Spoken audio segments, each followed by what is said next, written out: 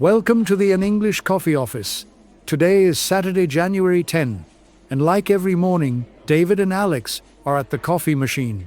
Good morning, Alex. I definitely need this coffee today. It has been such a hectic morning already. Morning, David.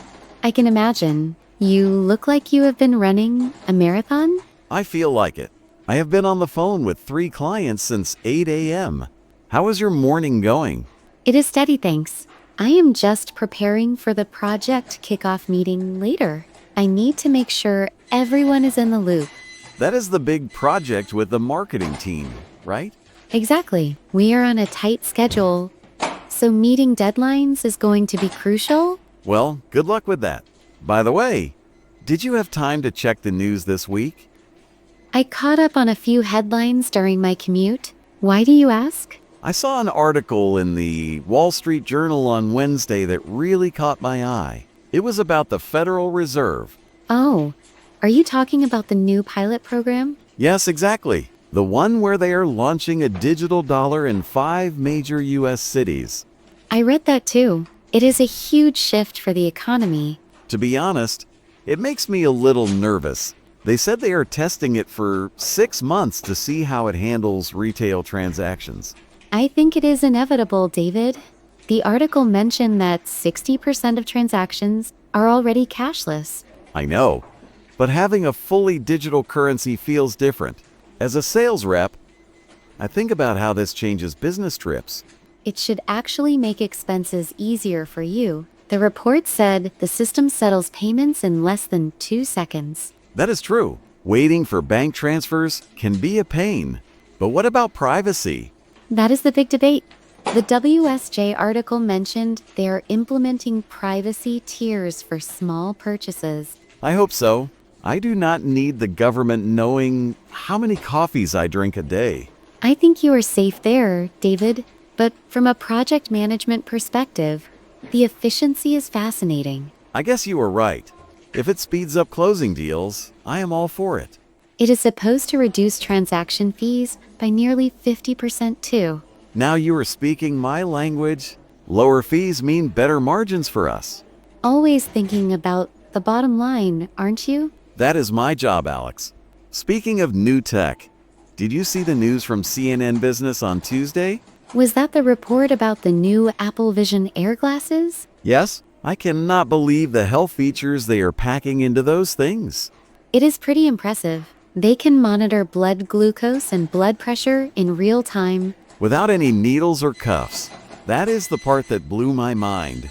The article said they are partnering with 3 major hospital networks to sync the data. Imagine having your doctor call you because your glasses sent them an alert. It could save lives, especially for people with chronic conditions. I was thinking about getting a pair, but the price tag is a bit steep. They're starting at $3,000, right?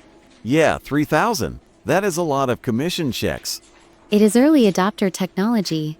The price will come down in 2 or 3 years. True, but the article mentioned they already have 1 million pre-orders.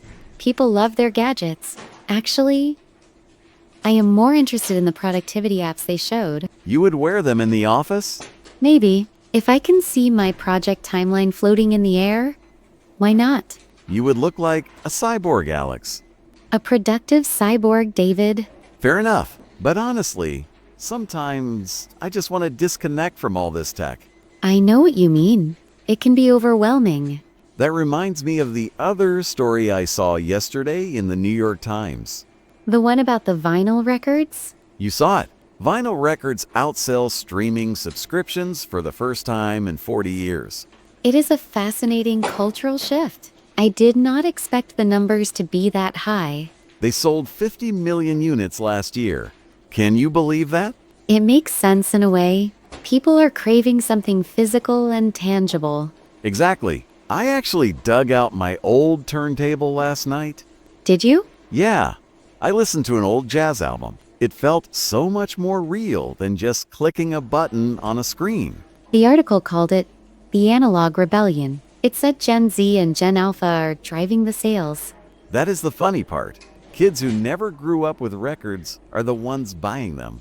They want to own their music. not just rent it. I agree. Plus, the artwork on the covers is actual art. It forces you to slow down too. You have to flip the record every 20 minutes. It is a nice break from the instant gratification of everything else. I might have to stop by a record store this weekend. You should. There is a great one about 2 blocks from here. Thanks for the tip. It is funny how we are moving forward with digital money, but backward with music. Life is full of contradictions, Alex. That is what keeps it interesting. Very true. Well, speaking of moving forward, I should probably head back. Yeah, me too. I have to prepare a pitch for that new client at 11. Good luck with that. Do not let the digital dollar scare them off. I will stick to the old sales charm for now. Sounds like a plan. Let's touch base later this afternoon. Sure, I should be free around 4. Perfect. I will fill you in on how the call went. Great. Have a productive morning, David. You too, Alex. Try not to stress too much about the deadline. I will do my best. See you later. Time to get to work. Don't forget to subscribe and practice your English every day. You'll see how it just keeps getting better and better. See you tomorrow. Hope you have a fantastic day.